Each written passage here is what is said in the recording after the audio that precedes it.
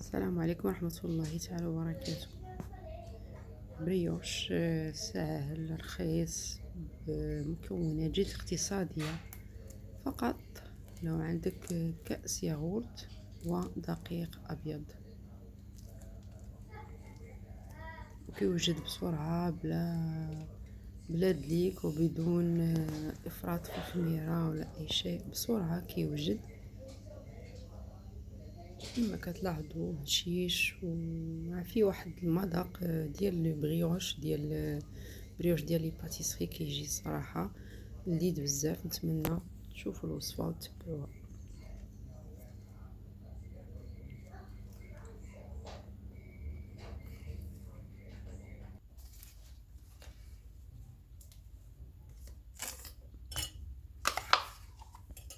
كاس ياغورت طبيعي،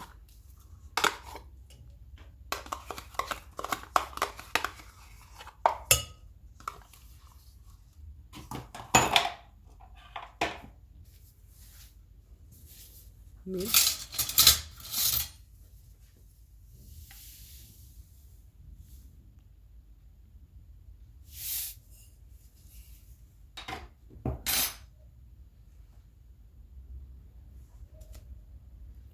هنا عندنا اصفر بيض باش ندهنو به في الاخير.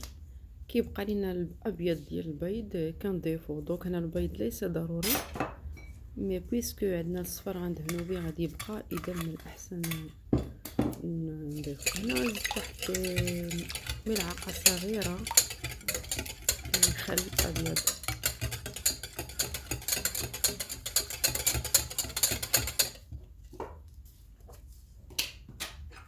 هذه بذور شيا، ان اذا كانت متوفره عندكم، ما كانتش متوفره فلكم اختيار.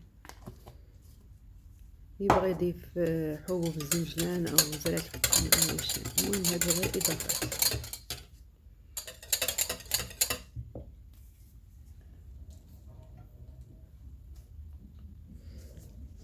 خميره ممكن لكم تستعملوا خميره حبيبات، ما كانتش الخميره هذه.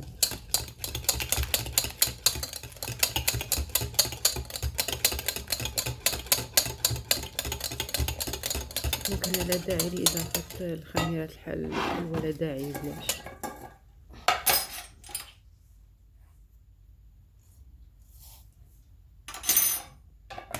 هنا السكر حسب الذوق، ملعقة صغيرة فقط.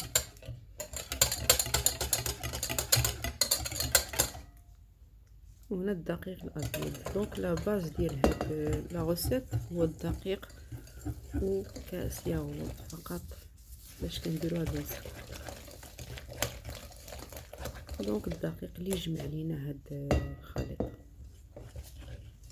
وتكون العجينه نخليوها تكون رخوه بزاف لينه بدون لا دلك ولا اي شيء، ونخليوها تخمر ميم با واحد ربع ساعه فقط او ثلث ساعه ولا على حسب.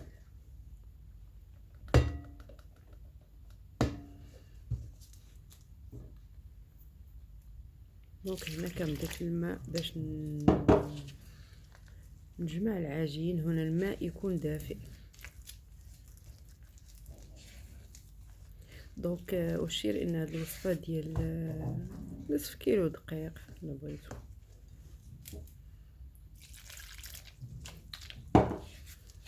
هنا بالنسبه لي راه قل من نص كيلو.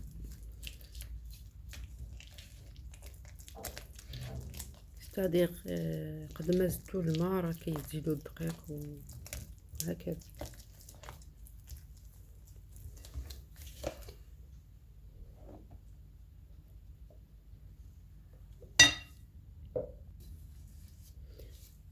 دونك غير كتخلطوها هكا مزيان بهاد سباتول صافي، ونخليوها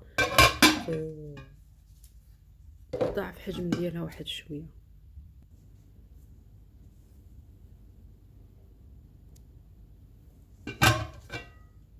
هنا ضعف شويه. دونك مباشره ندهنو يدينا بالزيت وكنشكلو كويرات فقط ونحطوهم في غادي نطيبوهم في لاطا او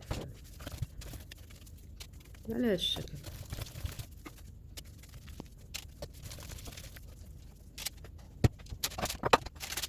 هنا صافي دهنوهم بأبيض البيض، نو باردون أصفر البيض اللي عندنا، ومن بعد اللي بغا كنزيد بعدا على أصفر البيض واحد ملعقة صغيرة ديال الحليب صافي. كندهنوهم بعد تزيين كيبقى اختياري، اللي بغا يضيف لي فيلي داموند الزنجلان ما اي شيء.